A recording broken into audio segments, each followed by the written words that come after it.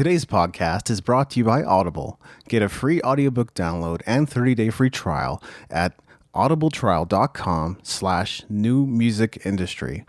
Over 180,000 titles to choose from for your iPhone, Android, Kindle, or MP3 player.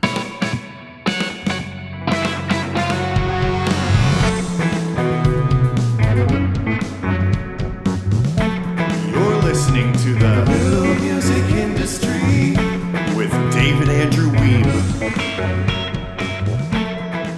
Although content is something I'm constantly thinking about, it doesn't dominate the conversation here on the podcast. The reason I consider it important is because practically everything we do at Music Entrepreneur HQ revolves around content.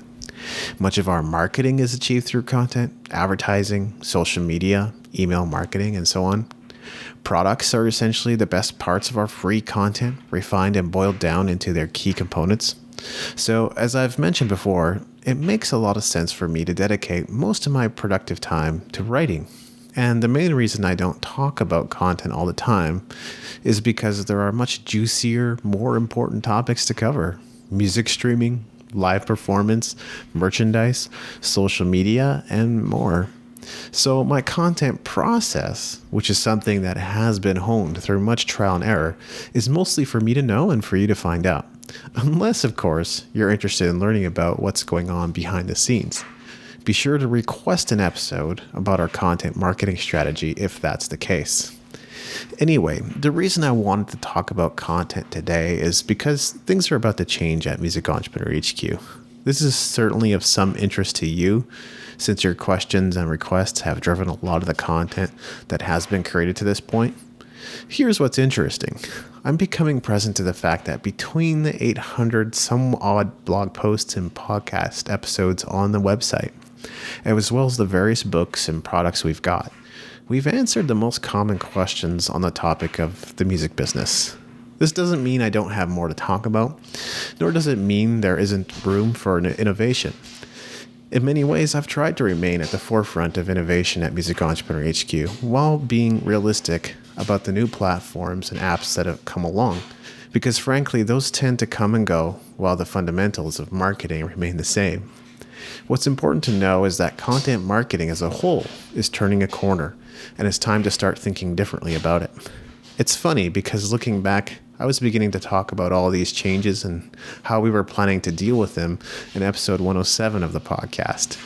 As I was contemplating these changes over a year ago, I think I was afraid of doing anything drastic because what I was doing was working.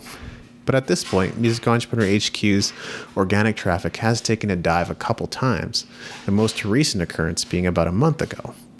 One of the most important lessons that has come through this is that it's challenging to keep one eye on the future while keeping another eye on the things you've worked on leading up to that point. A meaningful balance must be struck between the two. What I mean by that, as a publisher, you need to keep creating new, up-to-date, innovative content while subjecting your archives of content to audit, review, and optimization, especially if it's falling desperately out of date.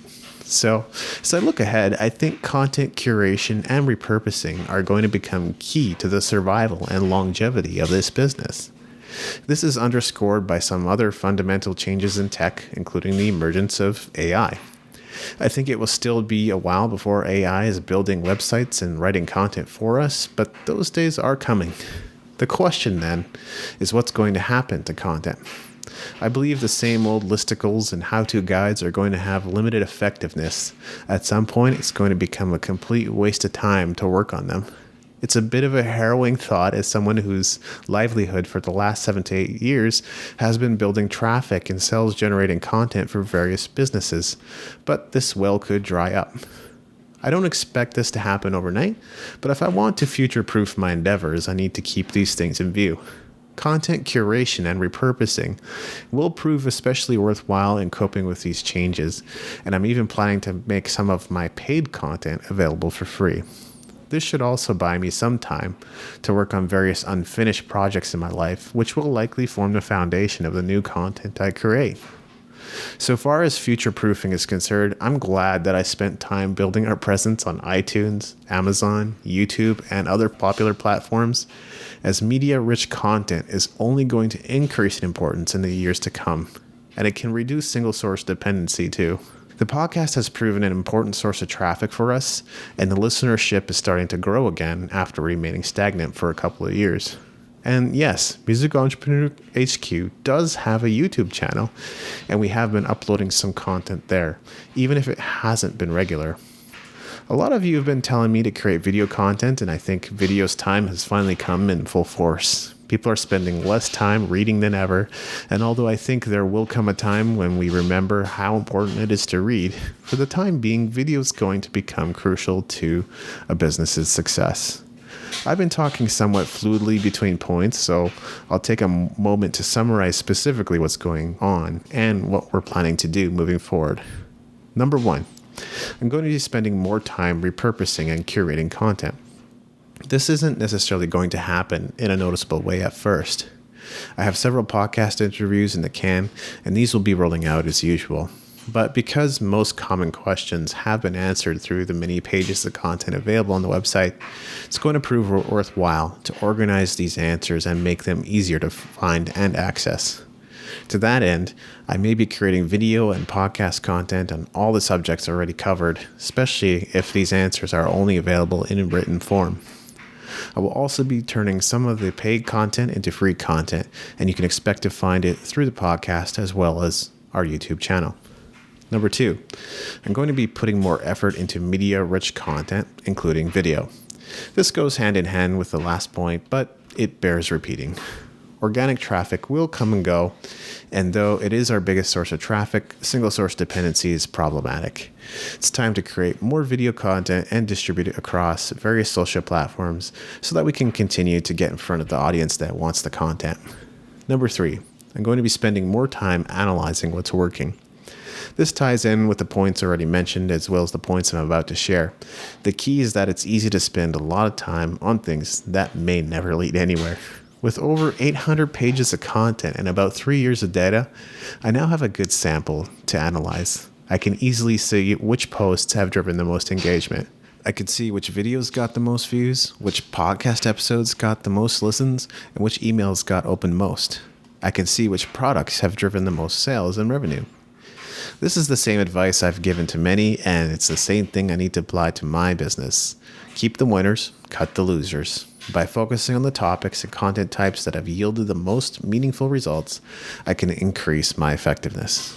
Number 4, I'm going to be experimenting more. This is only something I've been hinting at throughout this podcast episode, but it is an important point and the one that has the greatest bearing on your experience of Music Entrepreneur HQ. Music Entrepreneur HQ has its roots in some of the work personal development author and blogger Steve Pavlina has been doing throughout the years. One of the things Pavlina did, and still does after all these years, is run 30-day challenges and blog about his results. At this point in my life, 3 days isn't enough to measure or finish much of anything, so I'm thinking about trying 90-day, 180-day, or even 365-day challenges. Earlier, I alluded to unfinished business, and this is the area I want to tackle through these challenges. We're human, and that being the case, we go through life leaving things incomplete. I don't know if you can ever get to the point where you feel like you're complete with everything. The key is to recognize where you're incomplete, and once you've identified what areas need addressing, begin taking action towards completion.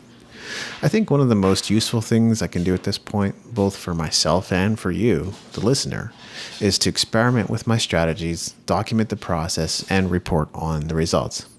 That allows me to share what worked and what didn't, and you get to learn from it too. Although I already have proof that what I teach works, content like this would allow me to demonstrate in more vivid detail. This is a lot like what I was doing with Medium last year. I'm still publishing content to Medium, by the way, just not in the capacity I was when I first got started with that side project.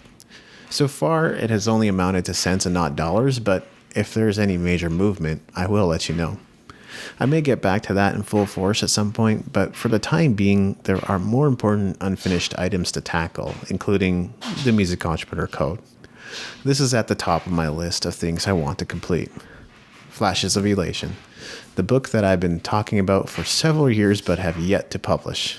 Back on Solid Ground, the title of what was supposed to be my second solo album. I wrote all the material in 2008, but things went awry with the recording process, leaving this project incomplete. The power of your subconscious mind. If you didn't know, the most popular blog post on this website is a book review. I spent many years not knowing what to do with that, but it's time for me to steer into the skid instead of trying to avoid it because I see opportunities I never saw before. Prioritization is going to prove especially important as I get to work on these projects, which is why I'm thinking I will break them up into 90-day experiments. Again, while I would love to say I'm going to be launching a new experiment every 90 days, it may not work out that way, if only because it takes time to complete anything, and everything deserves a fair shake. But that's where I'm looking to take things content-wise. These are the ways in which we will be adapting in 2020.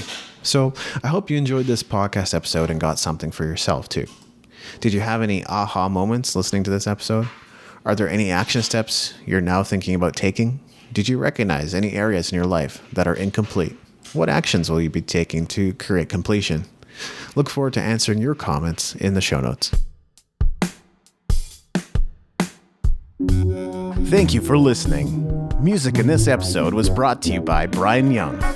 Wherever you're listening to this right now, please consider leaving a 5-star review and comment to help us get the word out about the podcast.